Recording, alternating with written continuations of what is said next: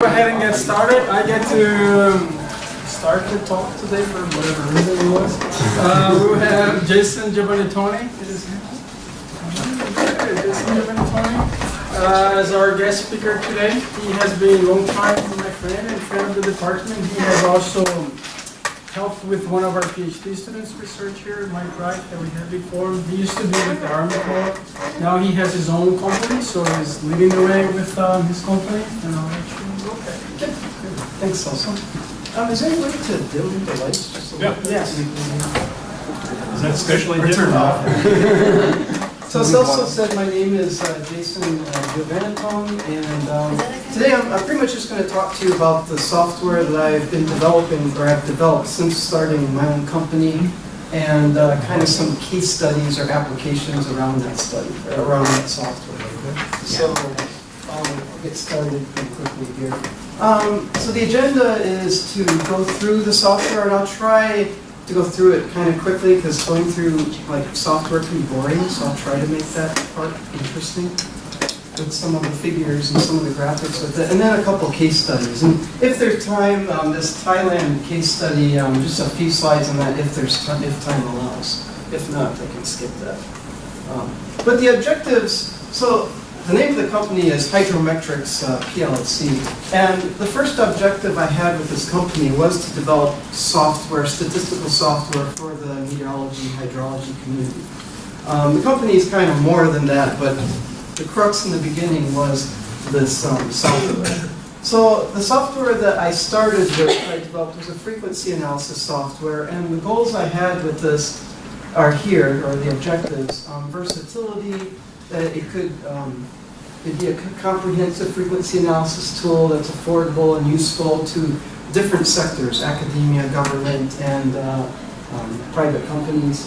Functionality, two things important to me with the software like a frequency analysis software would be being able to do site versus regional frequency analysis, and with my meteorology background, adding a component in there that you can take into account climate variability, such like climate indices or whatever. I'll get more into that later. Deliverables, just produce deliverables that are important to companies, important to academia, like graphs that you can publish in a journal or whatever, or information that you can put in a journal article. But for the private sector, maybe stuff that like a designer could use in a way that they can use it. And user-friendly.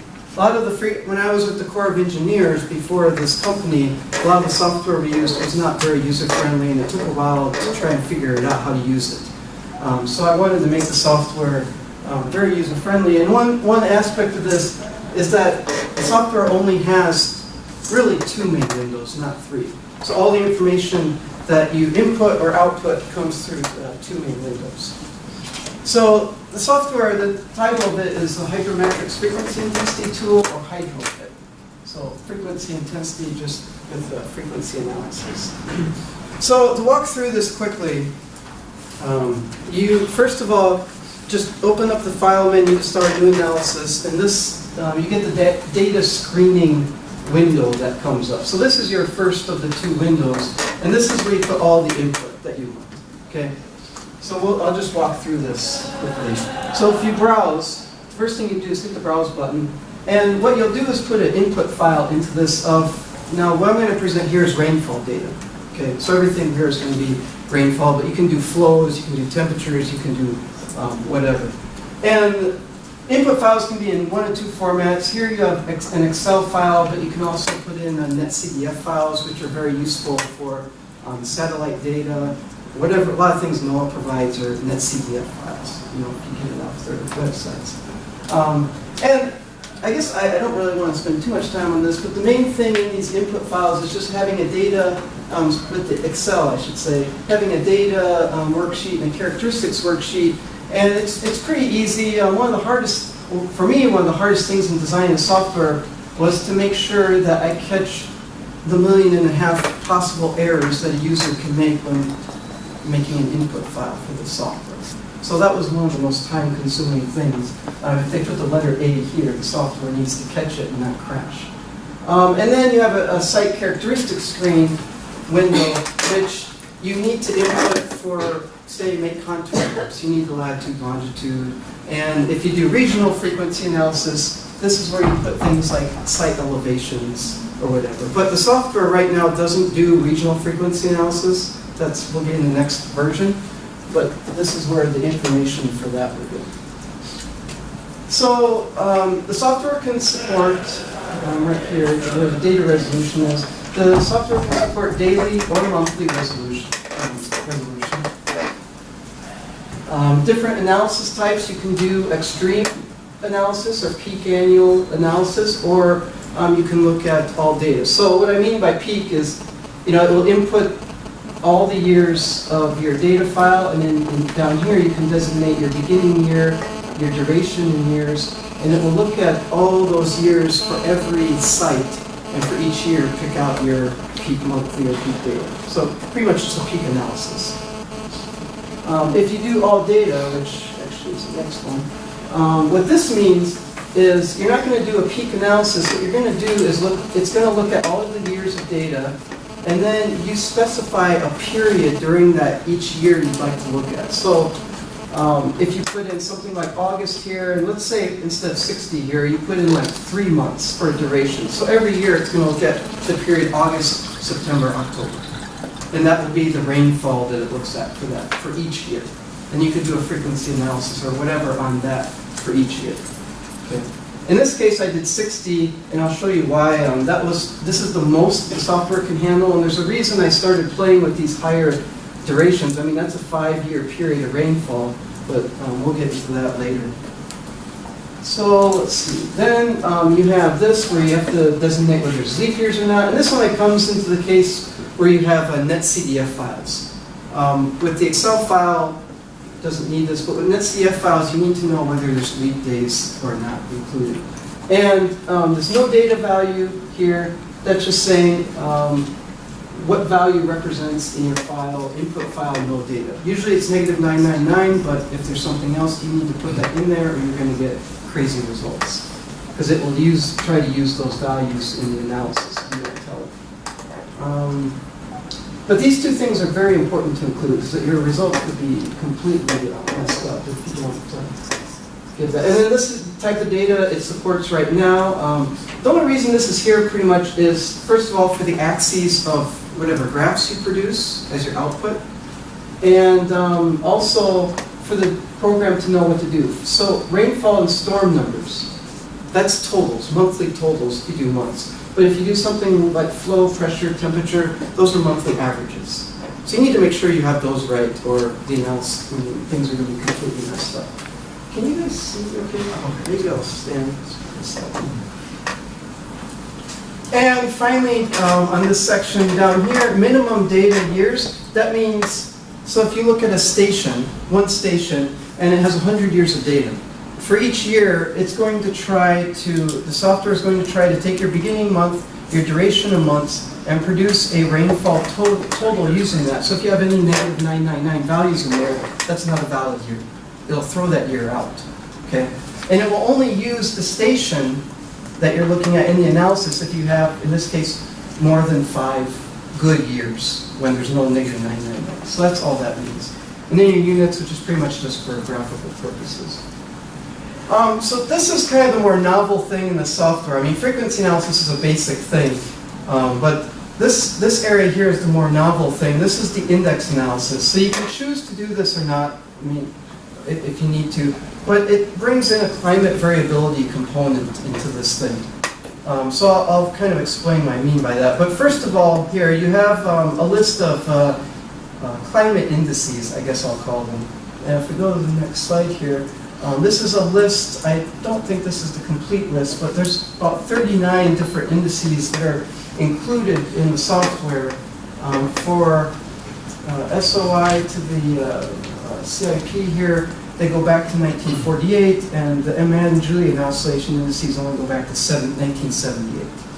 But it uses these to try and look at different phases of climate variability using any of these indices to say if this phase affects your rainfall this way, the other phase affects it that way. So if you hit info on here, I mean, you don't know what some of these mean. For instance, so here I have Madden-Julian oscillation. So then you get a window that explains to you what the Madden-Julian oscillation is. So it's an area of eastward propagating circulation pattern that moves around the equator and manifests itself at different locations around the globe. And there's actually this. I have this index here because it's just kind of recently been studied, and there's papers in the last 10 years have been coming out on it, but before that there was really not much research on it. But it turns out there's a lot of correlations between this index and rainfall throughout the world. Not only in the US, South America, also in Asia. So it's a pretty up-and-coming research topic, I guess you'd say. So one of the nice things about this, once you choose your index, well actually for this part you don't need to choose the index, but the next thing you would do is choose a lag time. So say this is August, 60 months or whatever your duration is here. What this will do is, say you're looking at August of 1970. It will take, if you put a lag of 12 months here, it will take the same period specified here, but move it back 12 months. And look at, in this case, the MJO during that period that's lagged behind 12 months and try to correlate it with the current period. And you can put a lag here, anything I think up to 60 months to try and see, because you need a lag. It's not going to be right on top. MJO or El Nino right now is not going to cause rainfall right now in George Mason University. Now, when you hit this button here, graph, what this will do is it will take this lag, take this period, and it will try to correlate all the indices to your data. So it really doesn't matter what you choose here for this part. This graph button will do all the indices. And so, for instance, here we have Baltimore, and it went through all 39 indices and found out from the data that's available that the AAO, which is an Antarctic oscillation, correlates the best with rainfall in Baltimore, which I had no clue. But you probably want a little bit more data than this, but still, for having about 20 data points, that's a pretty decent correlation there. And this is with the 60-month period with the 12-month lag. So if you want to do these things in Excel, it will take this. It's very data intensive. So the point, should have said this earlier, but the point of the software is to take very data intensive applications or analyses and make them quick. So this, it takes it no time to go through all the data, test all the indices, and see where there's correlations and where there's not. One thing I made a point not to do is not to try and do any correlations with more than one index. A lot of researchers like to take 2 or 3 or 4 indices and make some equation out of them to relate rainfall to all of them. This will just do one. That's something else, because it's hard to defend some of those what they call multi-parameter correlations or whatever, but this one just takes one and tries to correlate it to the data. And I'll show more of those later when we get to more interesting stuff. So last of all, if you want to look at a phase, so I chose Madden-Julian oscillation here. Another thing I should point out, MJO 10. So Madden-Julian oscillation is measured by NOAA in 10 different locations around the globe, around the equator. So 10 here means Indian Ocean. That's a very active area, so they have measurements there.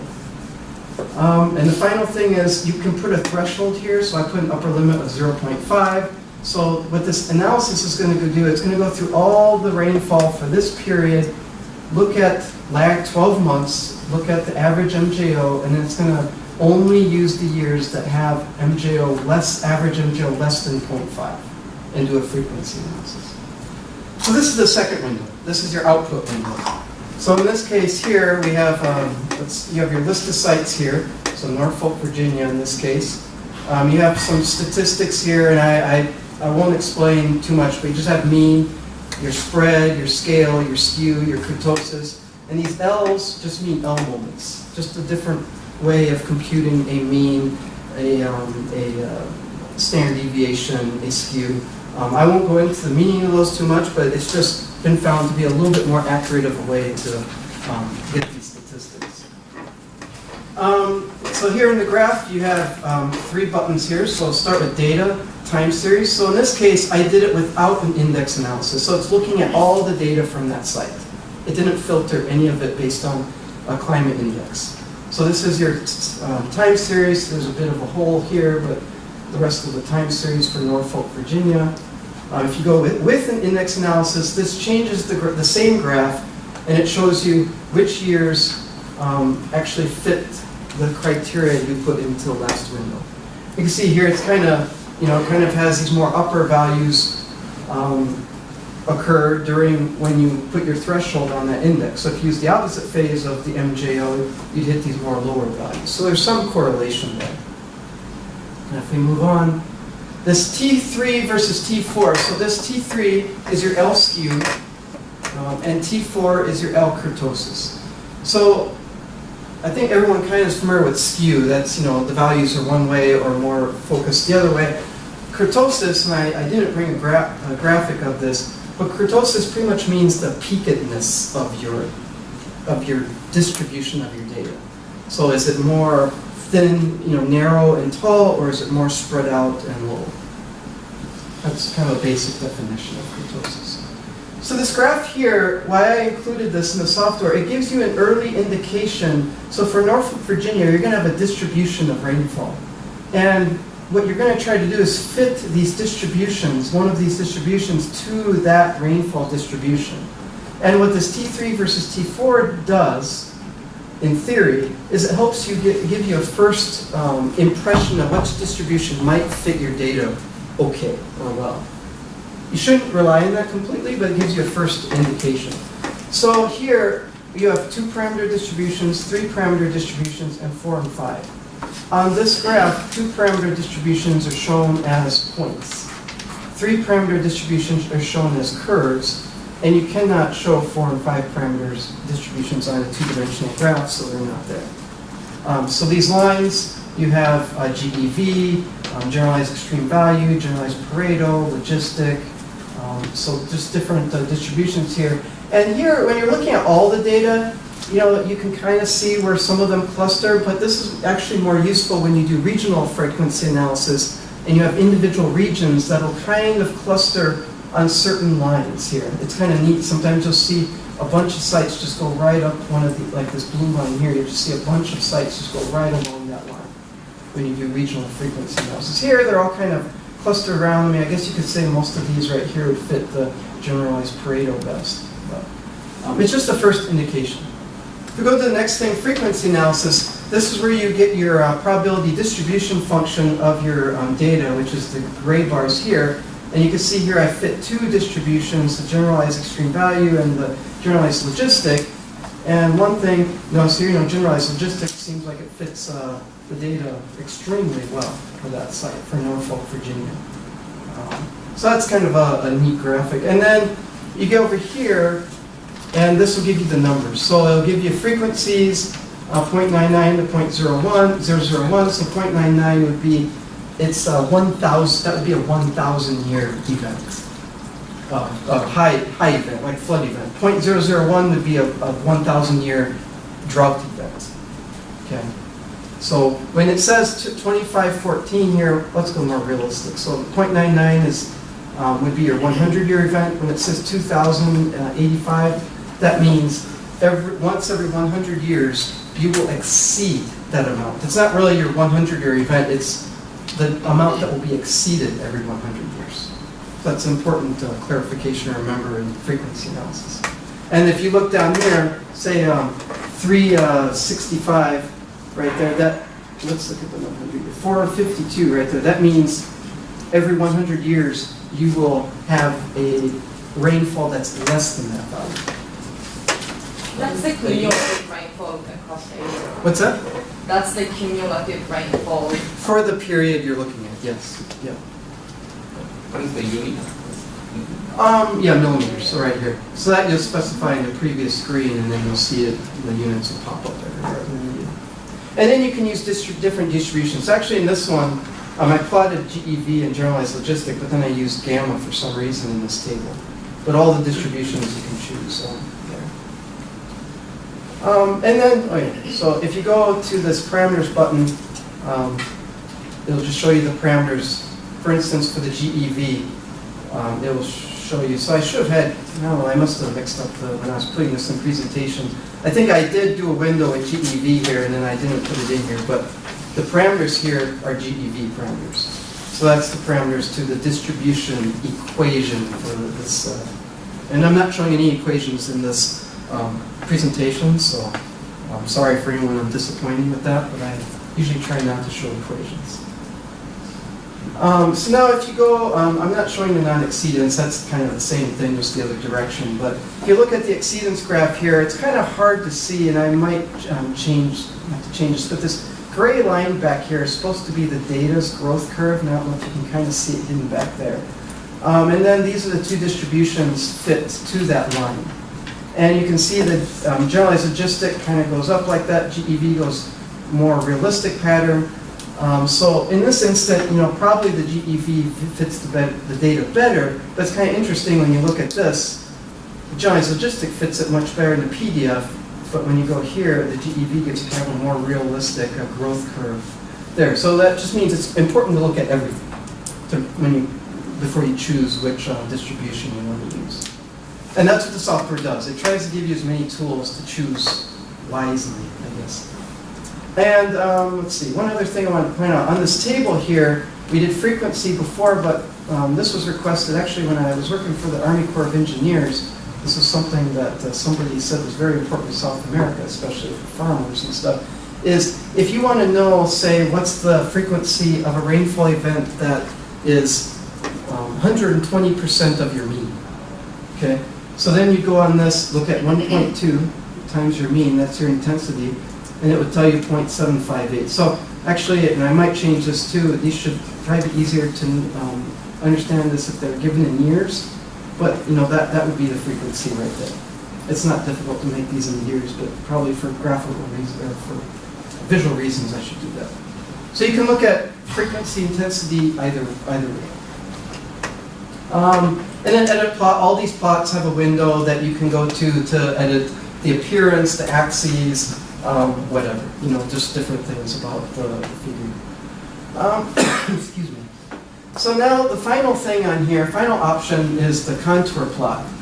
And so this takes all the data for the period that you specified in the screening data window and puts it on a plot. So for this one here, we have GEV, and you can change the distribution that's used here, and the frequency 0.99, which is a 100-year exceedance event.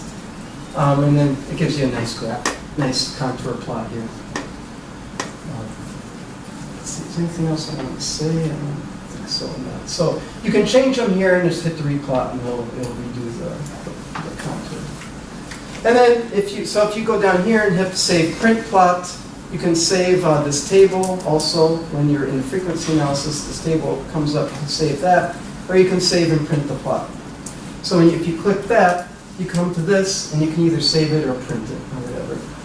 For the other plots, like the PDF plot or the growth curve, there are actually a couple more options up here that allow you to zoom in and out or to pan, to slide the figure over. Contour plot, this is all done in MATLAB, and contour plots are not very friendly to sliding and to zooming in and out on MATLAB yet.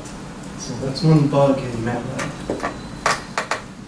But you can actually do that. Let's see. You can do that in the edit plot window. So I did put in where you can zoom in and out on the axes on the edit plot window. You just can't do that in this window. Okay, so an example with the contour plot, and then we'll get to the case studies. This is kind of an example just to show how much data the software can accommodate. And I kind of went to the extremes. I like to test extremes in doing this. So I used a global precipitation data set over this 25-year period. More likely you want longer periods, but this was just to try to handle this large of a set. And this global precipitation data is from NOAA. It's 0.25 degree resolution across the entire globe. So it tries to do the entire globe. And when I did this, I did an index analysis. It was a 20-year peak monthly precipitation. So, and So what the graph you're going to look at is 20-year event for peak monthly rainfall. Okay, so every 20 years you would expect to have greater than this amount of peak monthly rainfall during the year. And we did an index analysis using the Mann-Julian oscillation with a critical value of 0. So if you look at MJO less than 0, this is kind of fuzzy up here, but this was the figure that it comes up with. And so it only takes years when the MJO, from all your data screening criteria in the first window, when the MJO 10 from that was less than 0. And I put circles in here because just to kind of identify regions where it kind of made a difference whether your MJO 10 was less than 0 or greater than 0. So you see Greenland up here, you have your 20-year event is about probably not more than 150 millimeters, but when you go to years when MJO is greater than 0, it's about 300 millimeters.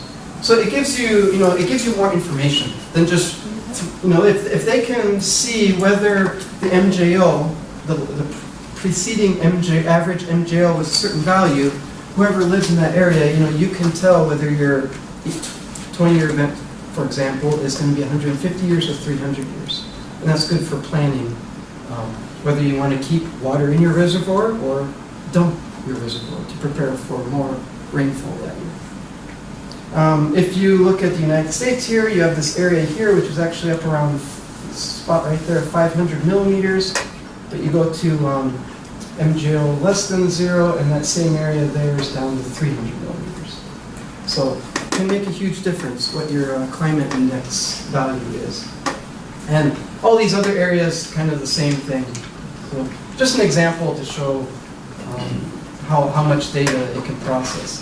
So before I do the case studies, 2 concepts I just wanted to bring into this to understand this better is when I created the software, again, I have the belief that before you want to incorporate climate change into understanding how rainfall patterns are going to be affected by climate change, you need to understand the mechanisms behind the rainfall in your area, which is based on climate variability.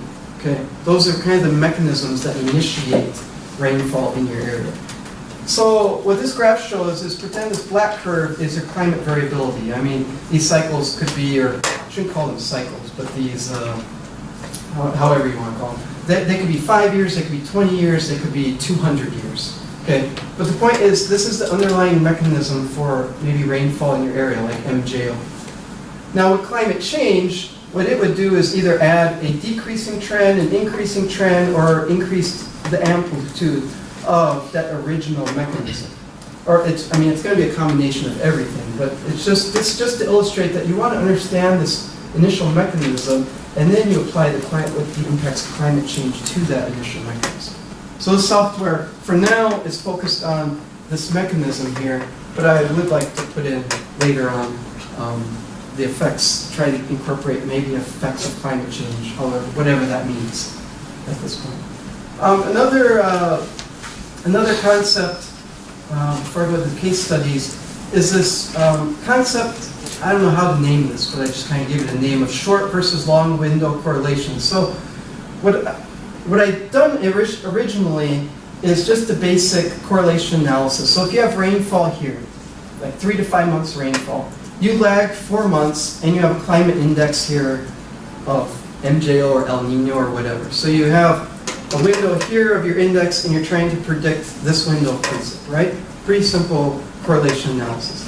Usually that's pretty messy. You can't find much correlation when you do that. There will be some, but so something I accidentally came upon when debugging the software and using extreme examples again was this concept of kind of a long window correlation. So down here, usually you don't want overlap, because if this is your current state right here, you want these months of the index to be in your past, so you can look at that value and predict the future, right? So you don't want any overlap. In this case, with these long window, you do want overlap. So what you do is, if you have 60 months of an index here, you have an average value for 60 months. And if you have a lag of 12 months, that means what you're claiming is that this average value here will predict the 60-month value of precip 12 months later. right? So what you can do here, if that's true, is if you're at the current year right here, you know what your 60-month average of this index is, you know what your 48 previous months of rainfall is here, so, and you have a projection for 60 months of rainfall, so if you subtract the 48 from the 60, you should theoretically come up with a 12-month prediction, or a prediction for the next 12 months of rainfall. And actually I found that you get a lot stronger signals when you do it that way than if you do it this way. Because when you do 60 months, it does get rid of a lot of the noise, of course. So that's just remember, try to remember those two definitions as we go through this. For Argentina here, the first case study was the short window. So I took 4 months, tried to correlate. Actually, this turned out pretty good. And again, I used the MJO 9, which is MJO over Central Africa. And so what shows here, this is a region, so we're looking at the Cordoba region of central Argentina here. And so this is the region from the software, contour plots from the software. And you can see when it, and this is, let's see, 20-year event for October to January, using GEV and a lag of 4 months. So lag of 4 months means you looked at rainfall from October to January, you're looking at the MJO9 from, what's 4 months, May to September, or June to September. So it's a window that shifted 4 months backwards. It's 4 months lag. And if you look at MJO when it was less than 0.05, this is the picture you get. When you look at rainfall when MJO is, or greater than 0.05. When you look at when MJO is less than 0.05, this is the picture you get here. And you can see what an impact the Mann-Julian oscillation has on precip in central Argentina. It's just complete opposite patterns. So this type of information for sure would help them know, for instance, whether to keep the reservoirs full or empty for a particular rainy season. So it's, we actually published a paper down there with this information. And then this is kind of just a tabular form. So in this region, there were 5 sites that were extremely, I mean, even more than the rest, extremely correlated with MJO. So with those 5 sites, these are the average values of your, and I just chose 50-year event, 100-year event, 200-year, 500-year events. So what this showed, and for droughts, non-exceedance and exceedance, so droughts and floods. So when you use all the data, these are the values you get. When you only use the data years when MJO is greater than 0.05, these are the results, and when it's less than 0.05, these are the results. And you can see what more information you get if you know what the phase of the MJO is. Instead of just having this kind of average number, you can actually kind of focus whether it's going to be an extremely below average year or an above average year. So these are very, I mean, that's a significant difference in, well, let's look at your 100-year event. Significant difference, even in your 50-year event. Over 200 millimeter difference. And this figure, in a graphical way, this shows all those October to January events on a regional growth curve. So pretty much this is the October to January rainfall events for every year for all 5 sites in this smaller region that I chose.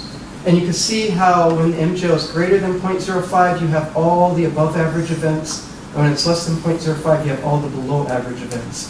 So all your, I mean, the highest event when MJO is in the this negative phase is probably about a 15-year event. All your other extreme events occur when it's greater than 0.05. So they have a pretty good idea whether they're going to have an extreme event that year or not. So, Jason, so the parameters you put to predict the future is only the climate?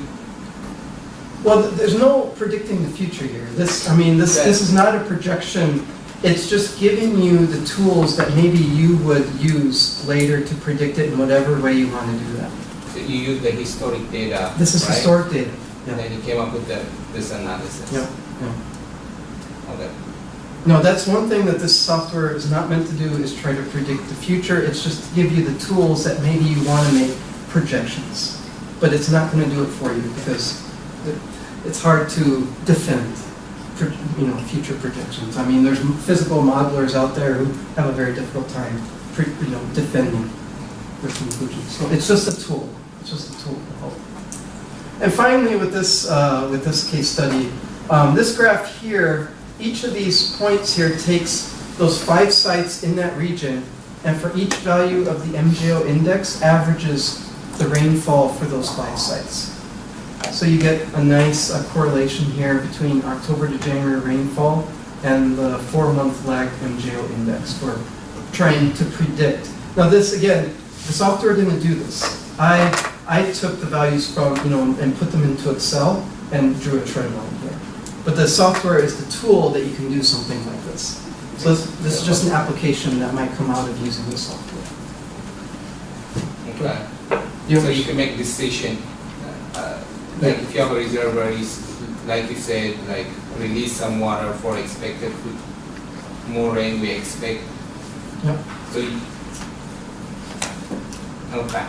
It'll help you make that decision. But I mean, the point I'm trying to make, and it's kind of hard to show this, the extent that the software will go, but the software tells you this is the MJO index, or this is the index that highly correlates with your data. And this was the period, June to September, that correlated with October to January. But it's your job to do something like this with that information. Okay? It gives you the information from historic data, but you have to produce, outside of it, you could produce some of these things. Like you could export the data to Excel, produce something like this or whatever. I'm not saying that quite right, but the point is the software is not a forecasting tool, but it gives you the tools that maybe you might use them to forecast. If that makes sense. Is this a thing where you look at it and you're plugging your data in, you're saying, okay, so the El Nino this year is going to be this much stronger than like the past 6 El Ninos? Or No, it doesn't project El Nino. I mean, you're only... But I mean, whatever data you were putting in, that was the... It's historic El Nino data. Right. So what it would do is say if you find a correlation between El Nino and rainfall, you would look at maybe the past or 12 months ago the El Nino, and it would help you figure out what rainfall is in the future if there's a strong correlation. That's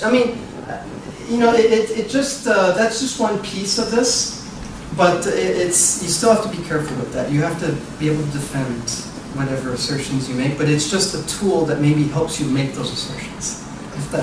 I'm treading a thin line here, but yeah, that's awesome. Is there a reason why, out of all those indices, you found the most correlation with the MJO in Africa for South America? Well, actually, it's not just South America. That one pops up, and what really got me interested in MJO is it pops up everywhere.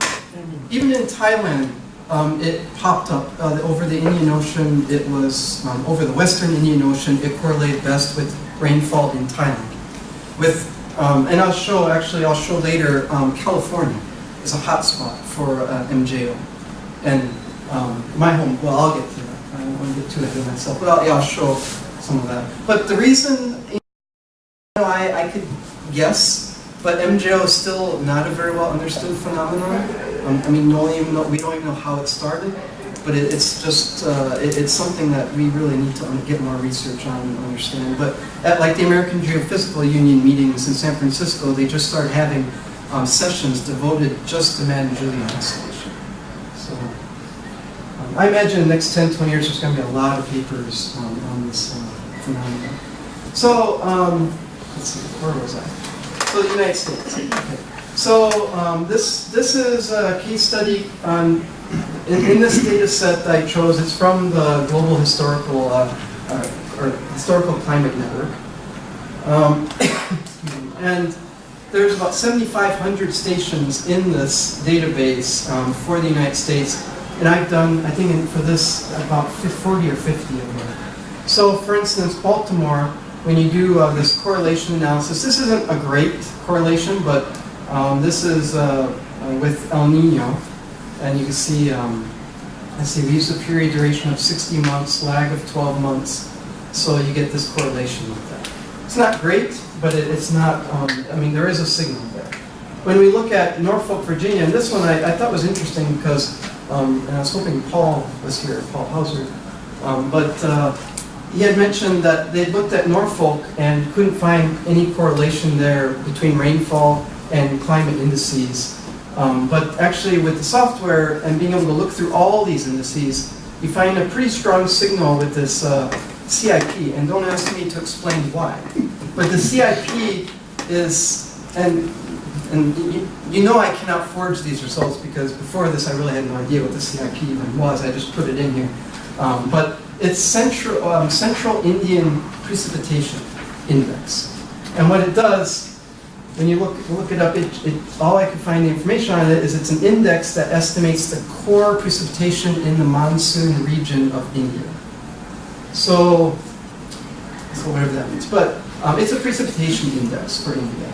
And it shows a very strong signal with points just on the mid-Atlantic on the East Coast, the extreme East Coast, for some reason. And I do not know the mechanisms behind that.